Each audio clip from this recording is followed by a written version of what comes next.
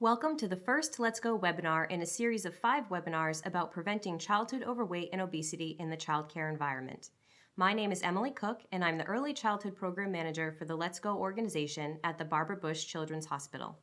This workshop is meant to introduce you to the issue of obesity, how it is affecting children at young ages, and how you, as a childcare provider, are in a unique position to help. There are 4 follow-up workshops to this one that will provide more in-depth knowledge on healthy eating and physical activity for young children. They'll also provide you with strategies for engaging families in making healthy changes at home and information on personal health and wellness. By watching this webinar and completing the post-test, you are eligible for 1 licensing contact hour in the state of Maine. To access these materials, click on the links below this video. If you would like a copy of the slides for note-taking, you also may click on the link below this video to access those. The purpose of today's webinar is to provide you with a solid understanding of what's happening in the world with regard to the obesity epidemic and the effect it's having on our population as a whole, and specifically our infants and children.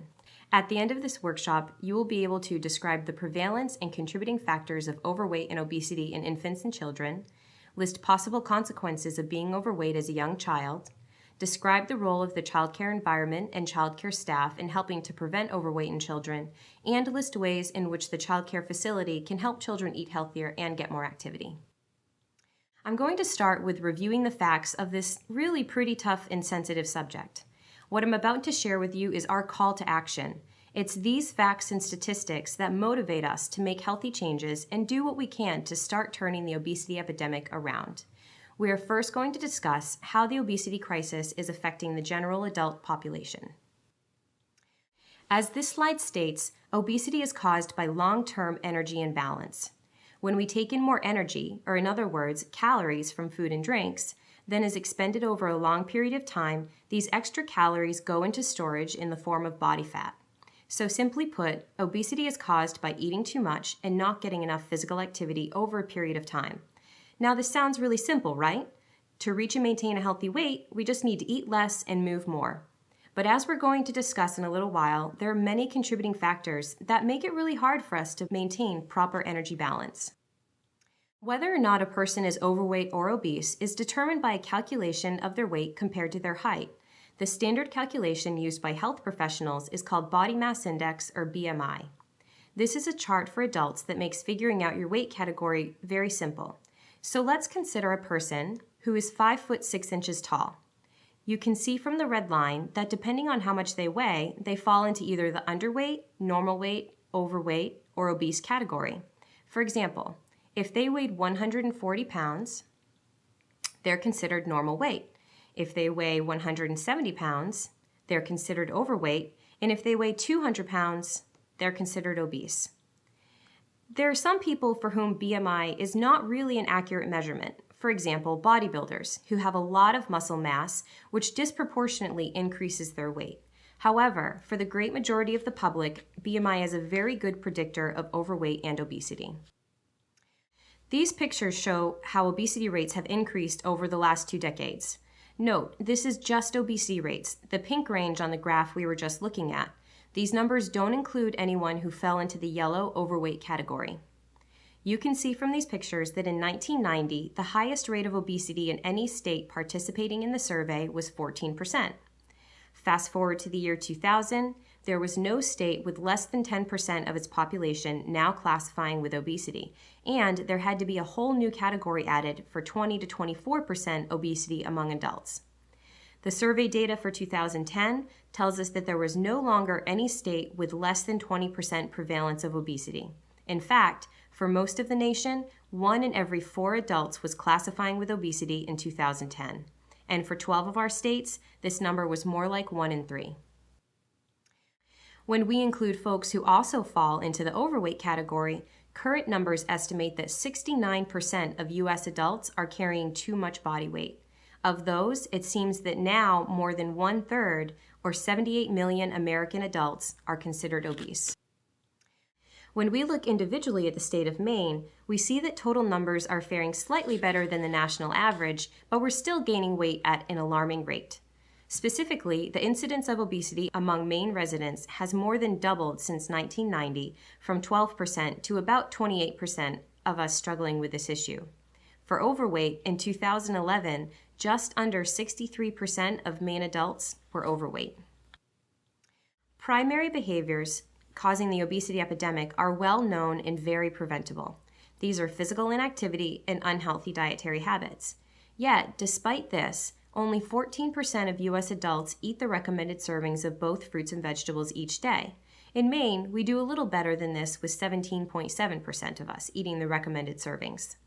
In addition, more than 60% of U.S. adults do not get the recommended amount of physical activity to provide health benefits.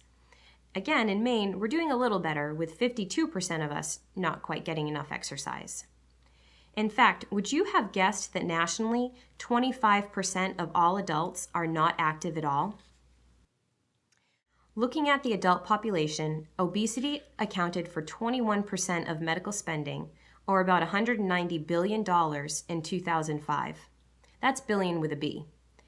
If the obesity rates don't change, it's estimated that by the year 2030, obesity-related medical costs alone could go up by $48 to $66 billion each year in the United States.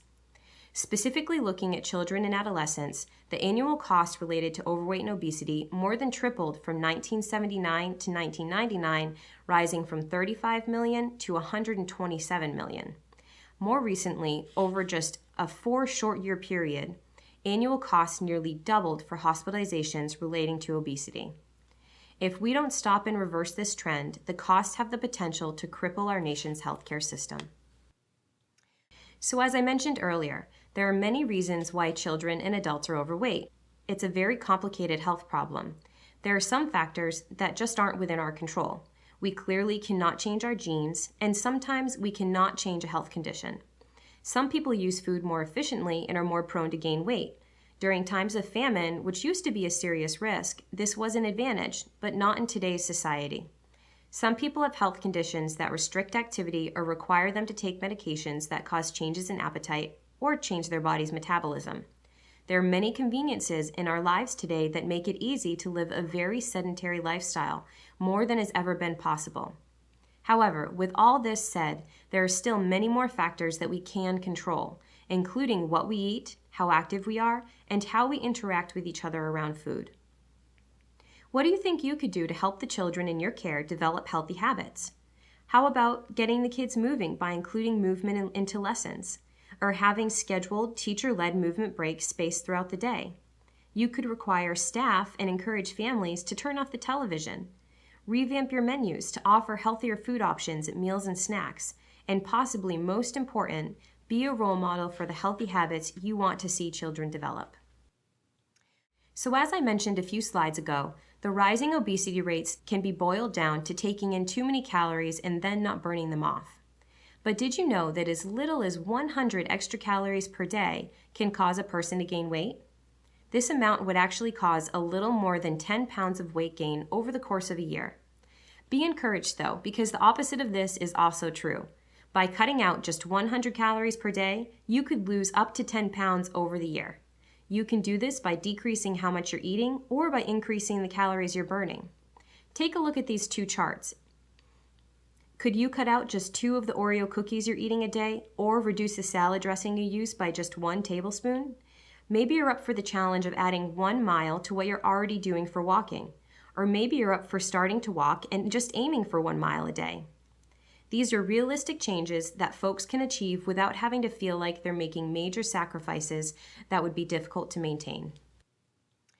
A clearly contributing factor to the rise in obesity is the fact that we're just plain eating more compared to folks a few decades ago. Here you can see that no matter whether you're a man, woman, boy, or girl, the average person is taking in more calories compared to 40 years ago. When you look at adult women like myself, it's an average of 22% more calories. A 2012 study done by the Yale University Rudd Center found that a majority of Americans know soda is bad for them, but nearly half of Americans surveyed still drank soda on a daily basis. The daily average intake was actually 2.6 glasses. So think about the slide we just looked at. 8 ounces of cola had just over 160 calories in it. Assuming folks were drinking just an 8-ounce glass, that's over 420 calories every day from soda. If a person wasn't compensating and burning off these calories, This would lead to almost 44 pounds of weight gain over a year. Does it seem like the environment is making us fat? I don't know about you, but it seems like most places I go, the healthy choice is just not the easy choice. It feels harder and harder to get and keep your weight under control. As I've come to understand the problem better, I believe it's more than just my personal decision to eat more and move less. According to the U.S. Surgeon General and the Institute of Medicine, policy and environmental changes are going to be needed to control the childhood obesity epidemic. Let's see if you agree. In a study by Ewing and colleagues, using census data and national data from the Behavioral Risk Factor Surveillance Survey, researchers looked at physical activity and urban sprawl. Urban sprawl refers to the spread of a city into the surrounding countryside. So, for example, if you live in a sprawling neighborhood or county, it's likely that you drive to work and to do errands versus walking. This study found that residents of sprawling counties tended to walk less during leisure time, weigh more, and have a greater prevalence of high blood pressure readings than residents of compact counties. Walking rates increase when streets easily connect to each other, and also when streets have mixed use. This means that residential and business services are located near each other. Physical activity levels are also linked to having recreational facilities nearby. Many areas, especially low-income areas, do not have facilities that promote physical activity within walking distance. This same rule holds true for having parks and green spaces close to homes.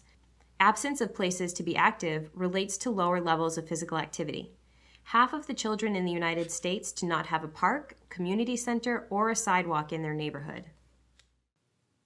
So what about the rural areas like Maine? Are our children less active because of living in a rural area?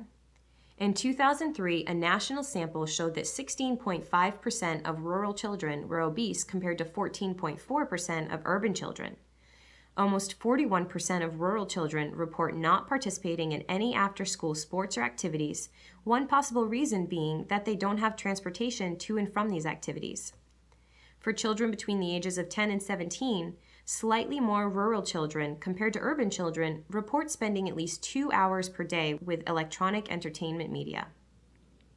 So it seems like children that live in a rural area may have to be more purposeful about getting enough physical activity compared to kids who live in urban settings. Another environmental factor that affects diet quality is what type of food establishments are around us. We know that the more fast food outlets are available, the more frequently people eat there. There's no question that eating fast food regularly makes it challenging to eat healthfully. There are many tempting unhealthy food choices, and the popularity of supersizing has resulted in folks eating more calories than they actually need. In general, Americans are eating outside of the home more frequently as well. It's quick and convenient. Ask yourself, how many times do you eat out during the week? In 1970, America spent about 26% of their total budget for food on food away from home. By 2010, that percentage had risen to 41%. The increase in our eating out is a big factor in our weight gain. This is because restaurant serving sizes tend to be large. They can be even 4 times the amount of recommended portion sizes. You can see from the French fry example here that there's a 400-calorie difference from the serving size 30 years ago. That's a lot of calories. In addition to increased portions, most restaurants add extra fat, sugar, and salt to make food taste good, which can make it hard to restrict your portion. Another component of our environments that seems to play a role are the types of food stores available in our neighborhood to shop at. The more convenient stores available, the poorer a person's diet tends to be. This is also true if there are no big grocery stores close by. Studies have shown that an increased availability of chain supermarkets is associated with less overweight and an overall lower body mass index, or BMI, in adolescents. In contrast, a greater availability of convenience stores was associated with a greater percentage of overweight and an overall higher BMI. Ironically, in rural areas where most of our food is grown, people often have limited access to healthy food choices because they rely on convenience stores for much of their food. We have to recognize that the price of food also plays a role in our food choices. In the summer of 2012, the World Bank reported a 6% increase in food costs over already high prices from the same time frame the year before. Because food is becoming so expensive, people are looking for the most inexpensive foods to buy. Unfortunately, the cheapest food choices tend to be what we call calorie-dense foods, such as prepackaged chips, cookies, muffins, etc.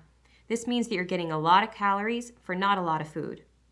Consumer Price Index numbers suggest that prices of fresh fruits and vegetables have increased more than the price of other foods, such as chocolate chip cookies, soda, ice cream, and potato chips. It's no wonder we're stocking our kitchens with less healthy foods. And unfortunately, this trend doesn't seem like it's going to stop. A USDA economist recently predicted that food costs are going to increase by 3 to 4% across the board in 2013, with particularly high jumps in beef, eggs, and dairy products due to the increased cost of animal feed. When we look at our school and work settings, there are a few environmental factors that have a potential link to obesity. First, poor food choices in cafeterias or vending machines. Vending machines are available in 17% of elementary schools, 82% of middle schools, and 97% of high schools. Students who don't eat school lunch are more likely to consume dessert and snack items as well as beverages other than milk. Many of our schools and workplaces have limited room to be active and a lack of quality outdoor space. We're also facing reduced time for recess and PE classes in schools. Children don't always have enough time to eat either. Frequently, you only have 20 minutes for lunch, and once you sit down, you may only have 5 to eat your food. Many places lack refrigerator space to store food brought from home. Lastly, much of our work is physically undemanding as we have shifted from a manufacturing workforce to more of a white-collar workforce and have technologies like internet that reduce the need to move. The last environment I want to consider is the home environment. What we do at home, before and after work and school, and on the weekends has a big effect on both our and our children's ability to maintain a healthy weight. For instance, what food do we keep in our homes and make readily accessible to our children? Research shows that homes in which fruits and vegetables are not only present but accessible, meaning that they're washed and ready to eat on the counter or cut up in the refrigerator ready for children to grab, have children that eat more of them. Also, children that live in homes where families eat meals together eat more fruits and vegetables and less calorie-dense foods. Family traditions also play a role. Is the TV on or off during meals? Is it a tradition to go outside after dinner or to watch TV together? Starting family traditions of an after-dinner walk or playing together outside can have a positive impact on children's weight. Ultimately, adults control what we call the food environment at home, meaning they have the final decision on what foods and beverages enter the home and what is served at meals and snacks. This is true in childcare as well. Another aspect of the home environment that may play a role is how important media use is in the home. To determine this, we ask questions like, is the TV constantly on for background noise? Are meals eaten in front of the TV? Are video games a main source of entertainment? Are computer activities, like surfing the internet or playing computer games, a primary way of passing the time? It's pretty clear that media, particularly TV watching, is related to obesity. A large majority of children between the ages of 6 months and 6 years old, in fact 83% of these kids, watch about 2 hours of TV or video each day. When you look at kids between the ages of 8 and 18, the number of hours in front of a screen for entertainment jumps up to an average of 7.5 hours each day. The number and location of TVs in the home is also important. Children who have electronic media in their bedroom, like a TV, DVD player, or video game console, not only tend to watch TV and play games more often, they also tend to watch or play for a longer amount of time.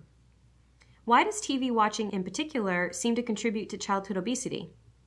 Well, it may take away from the time children spend in physical activities. It leads to increased caloric intake because of snacking and eating meals in front of the TV. And because children are exposed to food advertisements for mostly unhealthy foods, they're influenced to want and choose those foods. Advertisements for healthy foods are almost non-existent. The last piece of the home environment I want to touch upon is time spent in outdoor play, particularly free, unstructured outdoor play. This kind of play has been shown to increase fitness levels and helps kids build active, healthy bodies. The average American boy or girl spends just 4 to 7 minutes in unstructured outdoor play each day. Being outdoors not only has a physical benefit for healthier bodies, but also seems to benefit a child's mind and spirit in the ways that you can see here. Okay, we have reviewed the rapid increase in obesity rates among adults and how many factors of our environment today sadly make it difficult to live a healthy lifestyle. So, Let's take just a few minutes to discuss how overweight and obesity is specifically affecting our young children. We use the same measurement of body mass index to determine whether a child may be overweight or obese, but we chart children's BMIs on graphs like this one to determine their weight category. Children are different than adults because their body composition, how much fat versus muscle they have, changes a lot as they grow and also depends on whether they're male or female. If a child's BMI falls between the blue and red lines, then the child is considered overweight. And if it falls at or above the red line, then the child is considered obese. About 1/4 of 2 to 5-year-olds in the United States are classifying with either overweight or obesity. This graph shows specifically how the obesity rate, meaning the kids who fall at or above the red line, has increased in 2 to 5-year-olds since the early 70s. You can see there's been about a 3-fold increase from 5% to 15%. What about infants? Results from the 2003-2004 National Health and Nutrition Examination Survey, also called NHANES, indicate that an estimated 9.5% of infants and children under the age of 2 were falling into what is now considered the obese category. If you weren't already, you're probably convinced by now that we should be concerned about the weight of our infants and children. Overweight is very common. In fact, it's the most common nutritional disease of children today. In some communities, it's so widespread that the parents of very overweight children do not see the problem. So many of the children they know are also overweight that it looks like a normal weight to them. Preschool children who are overweight are also 5 times more likely to be overweight as young adults. And the longer a child is overweight, the more likely he or she will become an obese adult at risk for many chronic conditions and health problems. What do you think are some of the health risks to children with overweight and obesity? Did you know that 60% of overweight children between the ages of 5 and 10 years old already have at least one risk factor for heart disease, whether it be high cholesterol, high triglycerides, or high blood pressure? Many overweight children have difficulty keeping up with peers and get tired more easily. Children with asthma who are also overweight may have increased symptoms, and in extremely overweight children, breathing problems can be severe. Type 2 diabetes used to be called adult-onset diabetes, but now is regularly being diagnosed in children as young as 10 years old. Problems with joints like knees, hips, and backs usually don't show up until adolescence or adulthood, but carrying extra weight takes a toll on the body and increases the likelihood children will suffer from these types of problems. Another side effect is a condition called fatty liver disease, which is exactly what it sounds like: abnormal amounts of fat infiltrating the liver and affecting its ability to function properly. Finally, children who are overweight may suffer from weight discrimination. Their peers and sometimes adults make assumptions about what type of person they are because of their weight. Children can be cruel and may ridicule or exclude their overweight classmates. There are small numbers of children that are just genetically big kids. They have bigger bones, they're taller and heavier. Yet for the most part, the children we're talking about today are at an unhealthy weight. They're carrying too much weight for their body size, and this puts them at increased risk for these various conditions. As we look at the contributors to childhood obesity, they're very similar to all the factors we just spoke about. The critical factor here is that adults control most of these things in young children's lives. Let's consider food choices. Diets higher in calories and lower in fruits and vegetables are linked with overweight. Remember, we want to aim for 5 or more servings of fruits and vegetables and 0 sugary drinks, instead drinking more water and low-fat milk every day. With regard to physical activity, less physical activity and more time spent in activities such as watching TV can clearly result in overweight. Remember, the goal is 2 hours or less of recreational screen time and no screen time under the age of 2, making sure to keep TVs out of the bedroom. You also want to aim for 1 hour or more of physical activity every day. When we think about eating patterns, skipping meals or failure to maintain a regular eating schedule can actually result in overeating when an adult or child finally gets the opportunity to eat. Children of obese parents are more likely to be overweight themselves. It's possible there's a genetic component involved here, but parental obesity may also reflect a family environment that promotes excessive eating and insufficient activity. Some researchers believe that excessive parental control over children's eating might lead to children not learning to listen to their own body's signals for when they're hungry and when they've eaten enough. This can in turn lead to emotional eating and overweight issues. Lastly, parents are role models. If they make poor food choices and do not get regular physical activity, they're role modeling these behaviors for their children who are likely to follow in their footsteps. Overweight and type 2 diabetes occur with greater frequency in the offspring of diabetic mothers. Low birth weight of less than 5.5 pounds is also a risk factor in several studies. Other studies have shown that when moms gain too much weight during pregnancy, those children tend to weigh more at birth and are more likely to be overweight later in life. Breastfeeding is generally recommended over formula feeding. Several long-term studies suggest that breastfeeding may protect against overweight and obesity. And finally, certain demographic factors are associated with increased risk of childhood overweight. For example, there's evidence to support that African American and Hispanic children ages 6 to 11 years old are more likely to be overweight than are non-Hispanic white children of the same age. I know I have just thrown a lot of statistics and information at you. I'd like to wrap up our time today focusing on the childcare environment. What are we in the early childhood field supposed to do with all of this information? I have not reviewed these facts and figures because I want you to go and start a weight loss group at your childcare. We are not doctors. We don't diagnose or treat overweight. This presentation is meant to simply provide an understanding of the call to action for all of us to go and do what we can. It's very important to understand that the childcare environment is not an appropriate place to discuss weight. Avoid using words like weight, BMI, overweight, obese, or anything like these when you're caring for children. We are in the business of helping kids grow and learn in a fun, safe, and healthy environment. As a childcare provider, you are in a strategic position to help children develop healthy habits for life, and there are a lot of children attending childcare these days. Just under 28% of infants to 5-year-olds are in some kind of organized childcare. When looking specifically at 3 to 6-year-olds, 55% of kids this age, not yet enrolled in kindergarten, are attending some kind of early care and education program. Kids are spending just as much time at childcare as they do at home. This is why the childcare environment is so important. After hearing all that I've shared, maybe it seems like an overwhelming challenge to you. I mean, really, what can we do? I want to encourage you to focus on the things you can change.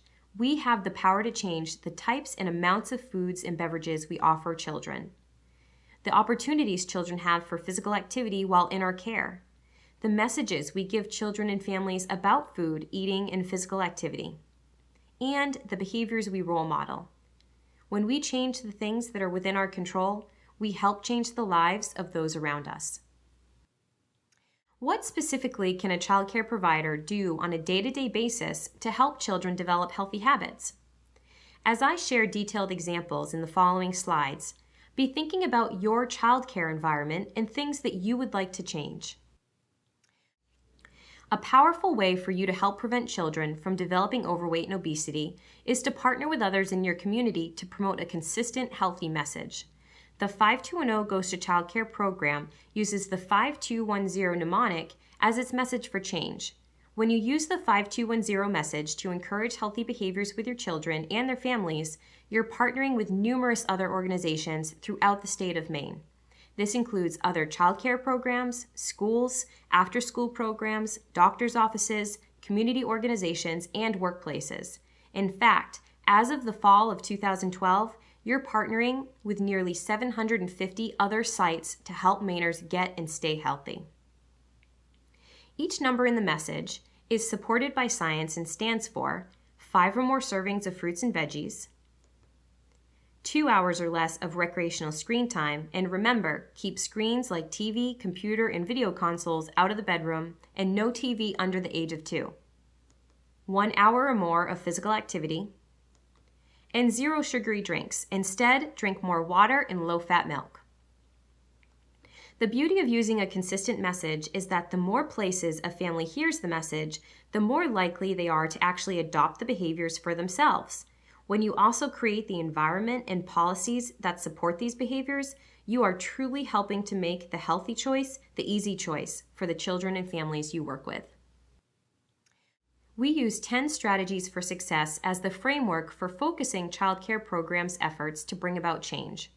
What might it look like for you to implement these different strategies at your childcare program? 1. Provide healthy choices for snacks and celebrations, limit unhealthy choices. To implement this strategy, you might serve more fruits and vegetables and whole grains, limiting the use of high-fat and high-sugar options, such as fried foods like chicken nuggets, french fries, and fish sticks, and sweets like cookies, cakes, and sugary cereals. Then, let kids choose what to eat of the options available. Encourage parents to provide only healthy options for celebrations, or even have non-food celebrations like dance parties. 2. Provide water and low-fat milk, limit or eliminate sugary beverages. To do this, put limits on 100% juice. The recommendation for children under age 6 is no more than 4 to 6 ounces of 100% juice each day. This includes while they're in your care and when they're at home. Allow water bottles and make water visible and available for self-serve both inside and out. Or try creating a sugar bottle display for your entryway or your classrooms. There are directions in your toolkit. 3. Provide non-food rewards. To do this, use physical activity as a reward instead. Try setting up an obstacle course for when the kids have been on good behavior. Or have non-food birthday celebrations. 4. Provide opportunities for children to get physical activity every day. Incorporate physical activity into learning by acting out storybooks or going on nature walk scavenger hunts. Encourage free play, both indoors and outdoors. Aim to get outside with your kids every day. 5. Limit recreational screen time, keeping TV and computer out of the bedroom and no screen time under the age of 2. Try replacing any TV, video, or computer time you may be using to keep kids busy when you need a moment with books on tape or a drawing activity. Work with parents to reduce screen time at home by sending home educational handouts from the toolkit and making activity bags for them to borrow to encourage screen-free evenings. 6. Participate in local, state, and national initiatives that promote healthy eating and active living. Some local initiatives you could check out are local gardening programs or buy local initiatives. Statewide, there are programs like Take Time, Winter Kids, and Walk and Bike to School Day. Nationally, there's a National Nutrition Month that you could partake in, also a screen-free week. And make sure that you sign up for the First Lady's Let's Move Child Care Initiative. Number 7. Engage community partners to help support and promote healthy eating and active living at your site. Doctors, dentists, dietitians, local colleges, food banks, your local library, a farmer from the farm up the street, and local community coalitions like the Healthy Maine Partnerships are all out there ready and willing to partner with you. Number 8. Partner with and educate families in adopting and maintaining a lifestyle that supports healthy eating and active living. Our Let's Go 5210 Goes to Childcare Toolkit has a whole section of parent handouts. Use these to send home to parents to engage them in the changes that you're making at your center. You could also host a parents' night with healthy food options and physical activity games. Number 9. Implement a staff wellness program that includes healthy eating and active living. Work to support and encourage healthy staff celebrations. Encourage your staff to go on walking meetings. And allow for physical activity breaks throughout the day. Make sure to encourage your staff to participate in physical activity with the children. There's no standing on the sidelines here. Lastly, number 10. Collaborate with food and nutrition programs to offer healthy and beverage options. Partner with the Child and Adult Care Food Program if you're eligible. If you're not, talk to your food distributor about healthier options available. Remember, positive role modeling is key. We want to always focus on and encourage healthy behaviors, not weight. Reddy, the little red guy that just showed up on the slide, is the Let's Go mascot. He's indicating which 5 strategies are our priority strategies. Let's Go has found through our yearly evaluation that these strategies were the most likely to be tied to environmental and policy changes. These types of changes increase sustainability and help make the healthy choice the easy choice. When creating your action plan for the year, I encourage you to select goals that will help you work on these strategies first. Your 5210 Goes to Childcare representative can help you with many more ideas than what I've just mentioned here. They are the experts in helping to figure out the best way to incorporate all this into your action plan for the year. I hope by now I have convinced you that you can make a really big difference in the lives of your children. You, like no one else, are able to help the families of the children in your care make healthy choices for themselves and their children. Here are some of the highlights I hope you've taken away from today's webinar. First, obesity is increasing at alarming rates in America, especially among children. Currently, more than 1 in every 4 preschoolers is either overweight or obese. Unhealthy food and beverage choices and lack of physical activity contribute to unhealthy weight gain, and children who carry extra weight are at risk for serious health problems. Children can't understand this risk, so it's up to us to help all kids learn to enjoy healthy food and physical activity as part of their daily routines to promote a lifetime of good health. Obesity is more than just a personal decision. There are many contributing factors, some of which we simply can't control. And unfortunately, convenience has made things too easy. However, there are many things that we can control. So let's focus on what we have the power to change. Lastly, together we can make a difference. Unity around a consistent message like 5210 can have a powerful impact on changing our environment. Let's stack the deck in favor of the health of our children and make the healthy choice the easy choice wherever we can. Please take a few minutes to brainstorm a few things that you can improve at your child care. Grab a piece of paper and write it down. Write down 3 ways you can help the children at your facility reach one of the 5210 behaviors each day. Write down 3 things that you could do right now to put into action any one of the Let's Go priority strategies. You can click on the link below to access a full list of the strategies. And as a bonus, have a program-wide challenge to create a 5210 Goes to Childcare motto. Then, let the kids you care for vote and select the best one. Make an event of it with a healthy theme day. Please make sure to follow up with your 5210 Goes to Childcare representative about how they can help you put your ideas into action. Thank you for joining me to learn about the childhood obesity epidemic and some introductory ideas as to how you, as a childcare provider, can help reverse it. This presentation is worth 1 training contact hour for licensed providers in the state of Maine. To obtain your certificate of completion, please click on the survey link below this video and complete the short post test. Once you complete the test, you'll be automatically redirected to a printable certificate for your records. Remember, there are more webinars available, each of which is worth 1 contact hour for Maine providers. Topics include nutrition for young children, physical activity for young children, working with families to promote healthy weight behaviors, and personal health and wellness. Each of these webinars will provide a deeper understanding of its topic to better enable you to execute your action plan. Aim to complete all 5. Thanks for listening, and let's go.